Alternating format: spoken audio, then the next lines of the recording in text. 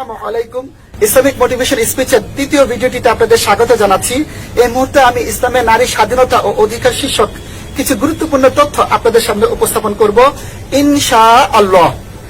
আপনার অন্তরের মধ্যে যদি এরকম প্রশ্ন জেগে থাকে যে ইসলামের নারীর স্বাধীনতা কতটুকু, তাহলে আমি আপনাকে প্রশ্ন করব, আপনি আগে ভাবুন ইসলামের পুরুষের স্বাধীনতা কতটুকু।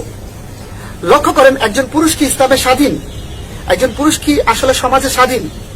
লক্ষ্য করুন, একজন পুরুষের যদি এই মুহূর্তে ইচ্ছে করে একটি মেয়েকে উত্ত্যক্ত করতে, একজন পুরুষ কি তা পারবে? একজন পুরুষ যদি চায় সে এই মুহূর্তে একটি মেয়েকে ধর্ষণ করবে, একজন পুরুষ কি তা করতে পারবে? একজন পুরুষ যদি চায় এই মুহূর্তে সে টাকনুর নিচে কাপড় পরবে, একজন পুরুষ কি তা করতে পারবে? একজন পুরুষ তা করতে পারবে না। সুতরাং আমরা দেখতে পাচ্ছি একজন পুরুষই কিন্তু স্বাধীন নয়। মুসলিম শব্দের অর্থ হচ্ছে যে কিনা নিজের ইচ্ছাকে আল্লাহ রাব্বুল আলামিনের কাছে আত্মসমর্পণ করে। তো সুতরাং আমাদের যে নিজের ইচ্ছা রয়েছে সেই ইচ্ছাগুলোকে আল্লাহ রাব্বুল আলামিনের কাছে আত্মসমর্পণ করতে হবে। তো আমাদের আসলে আমাদের উপর, অর্থাৎ আমাদের প্রতি আমাদের পিতামাতার অধিকার রয়েছে, আমাদের আত্মীয় স্বজনের অধিকার রয়েছে, আমাদের পাড়া প্রতিবেশীর অধিকার রয়েছে, এবং আমাদের প্রতি আমাদের নিজেদেরও অধিকার রয়েছে। যেমনটি ধরুন, একজন মানুষ কিন্তু আত্মহত্যা করতে পারবে না। এর কারণ হচ্ছে আত্মহত্যা হচ্ছে মহাপাপ। কেন আত্মহত্যা মহাপাপ? কেউ যদি বলে যে ভাই আমি আত্মহত্যা করছি, আমি তো আপনাকে হত্যা করছি না, আমি নিজেকে নিজে হত্যা করছি, তো এখানে আপনার মাথা ব্যথা কিসের? একটা বিষয় লক্ষ্য করেন, একজন মানুষ কিন্তু নিজেকে হত্যা করতে পারবে না। এর কারণ হচ্ছে একজন মানুষের প্রতি নিজের শরীরেও কিন্তু হক রয়েছে। তো তার মানে আমরা বুঝতে পারলাম যে একজন পুরুষও কিন্তু স্বাধীন নয়। ঠিক আছে? তো একজন পুরুষের যদি স্বাধীন না হয়, তাহলে একজন নারী কিভাবে স্বাধীন হয়? একজন মুসলিম মহিলারও কিন্তু নিজের ইচ্ছাকে আল্লাহ রাব্বুল আলামিনের কাছে আত্মসমর্পণ করতে হবে। তো আল্লাহ রাব্বুল আলামিন যেভাবে চেয়েছেন, ইসলাম যেভাবে চেয়েছেন এবং চাচ্ছেন, সেই অনুযায়ী আসলে একজন নারীকে চলাফেরা করতে হবে। তো সুতরাং একজন পুরুষই স্বাধীন নয়, তাহলে নারীকে আমি কিভাবে স্বাধীন বলবো?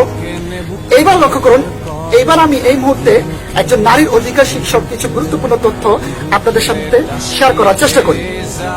লক্ষ্য করেন, আসলে দুনিয়া কি অধিকার পাওয়ার জায়গা? আল্লাহ রাব্বুল আলামিন পবিত্র কোরআন মাজিদে দুনিয়াকে ধোঁকার বস্তু বলেছেন। আল্লাহ রাব্বুল আলামিন বলেছেন দুনিয়া ধোঁকার বস্তু ছাড়া কিছুই নয়। তো দুনিয়া যদি ধোঁকার বস্তু হয়, তাহলে আপনি কেন দুনিয়ার মধ্যে অধিকার চাচ্ছেন? আপনি দেখবেন দুনিয়াতে কিছু মানুষ বড়লোক হয়ে ধনী হয়ে জন্মায়, আবার কিছু মানুষ গরিব হয়ে জন্মাচ্ছে। তো যারা ধনী হয়ে জন্মাচ্ছে, যারা বড়লোক হয়ে জন্মাচ্ছে, এবং যারা গরিব হয়ে জন্মাচ্ছে, এবং যারা দরিদ্রতা নিয়ে বেঁচে থাকছে, তো আপনি কি এটা ভাববেন যে আল্লাহ রাব্বুল আলামিন ওনাদেরকে অধিকার বেশি দিয়েছেন, ওনাদেরকে অধিকার কম দিয়েছেন? এরকমটা আপনি ভাববেন না। কেন ভাববেন না? কারণ দুজনেই এসেছেন, ধনী এবং গরিব, দুই শ্রেণীর মানুষ এসেছেন দুনিয়াতে পরীক্ষা দেওয়ার জন্য। আচ্ছা, আরেকটা বিষয় লক্ষ্য করি, আমাদের নারীরাও কিন্তু দুনিয়াতে এসেছেন পরীক্ষা দেওয়ার জন্য।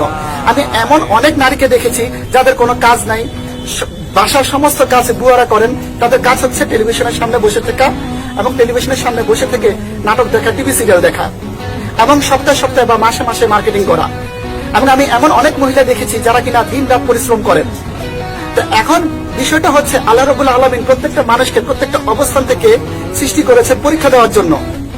এবার আরেকটা বিষয় আপনাদের সামনে উপস্থাপন করি, সেটি হচ্ছে, হ্যাঁ, নারীদের যে অধিকার রয়েছে সেই অধিকারটা ঠিক মতো দেওয়া হচ্ছে কিনা এটা দেখবে জান্নাতে নারীদের অধিকার কেমন।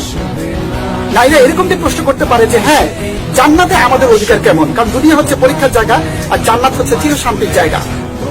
এবার দেখেন, আল্লাহ রাব্বুল আলামিন পবিত্র কোরআন মাজিদে বলেছেন, তোমাদের মন যা কামনা করে সেখানে তোমাদের জন্য তাই আছে, সেখানে তোমরা যা চাও তাই পাবে।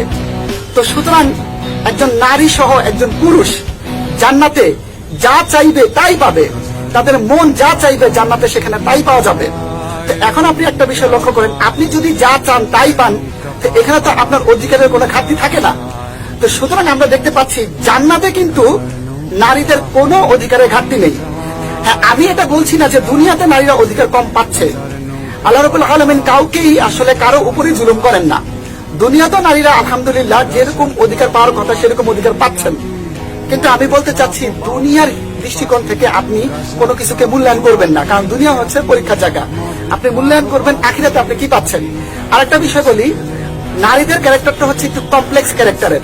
কিছু কিছু নারী ঘুরতে খুব পছন্দ করে, কিছু কিছু নারী ঘুরতে পছন্দ করেন না, কিছু কিছু নারী বাসায় বসে থাকতে পছন্দ করেন, কিছু কিছু নারী বাসায় বসে থাকতে পছন্দ করেন না, কিছু কিছু নারী স্বাস্থ্য খুব পছন্দ করেন, কিছু কিছু নারী স্বাস্থ্য পছন্দ করেন না। তো নারীরা হচ্ছে কমপ্লেক্স ক্যারেক্টারের। এই কারণে নারীরা জান্নাতে যা চাইবে তাদের মন যা চাইবে সেখানে তারা তাই পাবে। সুবহানাল্লাহ। তা আপনি লক্ষ্য করেন মা বোনরা, আপনারা কি জান্নাতে কম অধিকার পাচ্ছেন? আপনারা তো জান্নাতে কম অধিকার পাচ্ছেন না। হ্যাঁ, দুনিয়াতে আপনাদেরকে আল্লাহ রাব্বুল আলামিন অনেক বেশি অধিকার দিয়েছেন, যেতটুকু অধিকার পাওয়ার কথা ততটুকুই অধিকার দিয়েছেন। কিন্তু বিষয়টা হচ্ছে যে শয়তান অথবা সুশীল সমাজ অথবা আপনার ইসলাম বিদ্বেষীরা বিভিন্ন প্রশ্ন করে আপনাকে জর্জরিত করার চেষ্টা করবে যে এখানে কি আপনাকে অধিকার দেওয়া হয়েছে কিনা, এখানে ইসলাম কতটুকু অধিকার দেওয়া হয়েছে। আপনি এটা চিন্তা করবেন না। আপনি এখানে পরীক্ষা দিতে এসেছেন, আপনি এখানে এই জিনিসটা চিন্তা করার জন্য আসেন নাই। আপনার মেন বিষয়টা হচ্ছে আপনি মানে জান্নাতে আপনি কি পরিমাণ অধিকার পাচ্ছেন, এটি হচ্ছে আপনার জন্য গুরুত্বপূর্ণ বিষয়। তো আল্লাহ রাব্বুল আলামিন আমাদের সবাইকে পবিত্র কোরআন মাজিদ বুঝার এবং সেই অনুযায়ী আমল করার তৌফিক দান করুক। আসসালামু আলাইকুম ওয়া রাহমাতুল্লাহি ওয়া বারাকাতুহু। বলার কিছু নাই। কিছু কিছু ভিডিও আছে যে ভিডিও স্পিক্স ইটসেলফ, মানে এটা ব্যাখ্যা দেওয়া দরকার পড়ে না। যারা শুনবে তারা তাদের অবস্থান থেকে হাসতে সব ভিডিওর ব্যাখ্যা দেওয়ার দরকার পড়ে না। ভিডিওটাই নিজেই তার ব্যাখ্যা হইয়া দাঁড়ায়।